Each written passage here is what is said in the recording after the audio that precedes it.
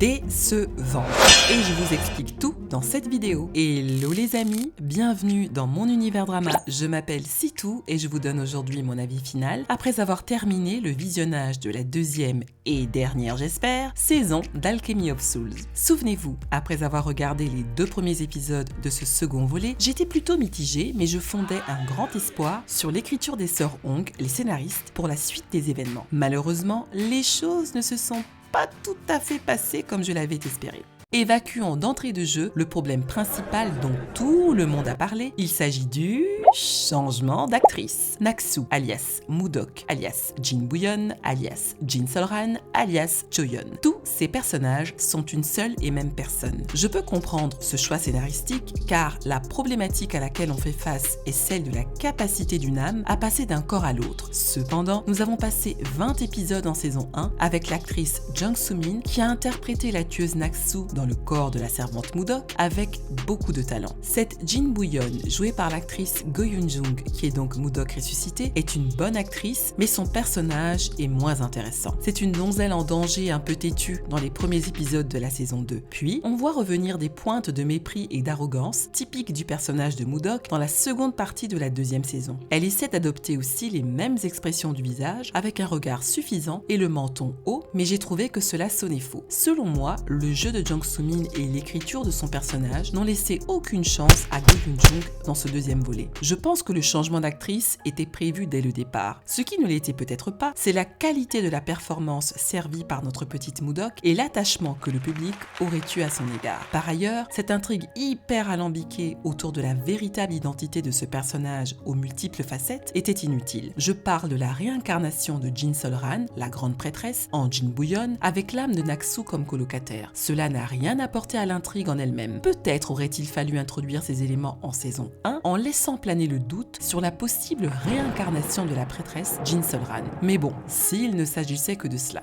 Je déplore également la surabondance de facilités scénaristiques et pour cela je vais décerner la palme du pire épisode au numéro 9. Dans cet épisode, il y a plusieurs déplacements du Cheongbukwan à la prison des spectres en passant par le Danyangyeok, le Jinyowon, etc. Les personnages passent d'un endroit à l'autre comme si c'était la porte d'à côté. L'intrigue concernant la maladie de Yule revêtait un intérêt particulier et a très justement été insérée au milieu de cette saison 2 lorsque j'étais à 2 doigts de quitter le navire. On nous présente cette opération comme une mission impossible. L'énergie vitale de Yule est extraite de son corps sous la forme d'une bille à l'intérieur de laquelle se trouve le ver maléfique, bille qui doit être acheminée dans la bouche de Jin Bouyeon pour être ensuite amenée auprès de la plus dangereuse relique du Jinyowon, l'oiseau de feu. Franchement, c'est super vendeur, mais ça finit en eau de boudin, le tout plié en quelques minutes. Dommage. À cet instant du récit, malgré l'attachement que j'ai pour le personnage de So-Yul, je dois avouer que sa mort aurait apporté un peu plus de piquant. Jungkook aurait été dévasté par la douleur et le père de Yule, le chef de la forteresse de Soho, que l'on nous tease comme étant un homme très puissant, serait intervenu pour venger son fils. Qu'en dites-vous ?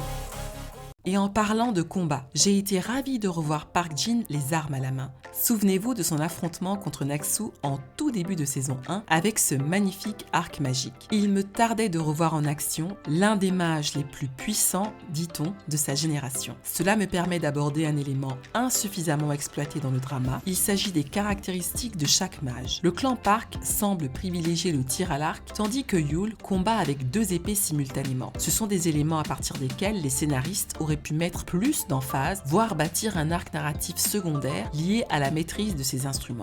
L'humour est toujours trop présent dans ce deuxième chapitre d'Alchemy of Souls et cela m'a souvent dérangé. Vous savez les amis, j'aime la solennité de certaines scènes comme lorsque l'assemblée unanime se réunit ou que les personnages importants de ce monde imaginaire discutent d'affaires sérieuses. Et lorsque cela est ruiné par une pitrerie de mauvaise facture, je perds l'intensité du moment et mon intérêt avec. À mon sens, une saison de 24 épisodes aurait été amplement suffisante pour raconter cette histoire et dans les derniers épisodes, on aurait pu montrer ce Jungkook nouveau qui est la seule raison pour laquelle cette deuxième saison mérite le détour. C'est une vraie réussite. Il est bien écrit, son évolution est cohérente et parfaitement interprétée par Lee Jae-wook. On sent chez lui ce désespoir qui s'est mué en rage froide et contenue. Au début de la saison, on le voit chasser les âmes vagabondes gentiment, mais on se doute que les pouvoirs de la pierre de glace vont bien au-delà de ça. Et je n'ai pas été déçue pour le coup par les démonstrations de puissance de Jungkook. Tenez par exemple, lorsqu'il vient à la rescousse de Yul dans l'épisode 7 et qu'il extermine 8 mages du Cheongbukwan en seulement 3 coups, ou lorsqu'il fait passer les mages corrompus de l'assemblée unanime de ce monde à trépas dans l'épisode final. Je suis une fan de super-héros, donc mon petit cœur ne pouvait que se délecter de ses super pouvoirs. Pour une histoire aussi dramatique, cette fin façon ils vécurent heureux et eurent beaucoup d'enfants m'a déplu. Mais cela correspond aux standards actuels de Netflix et sachez mes amis que cette deuxième saison a rencontré un plus vif succès que la première. Et si vous voulez revivre les fabuleux débuts d'Alchemy of Souls, regardez cette vidéo.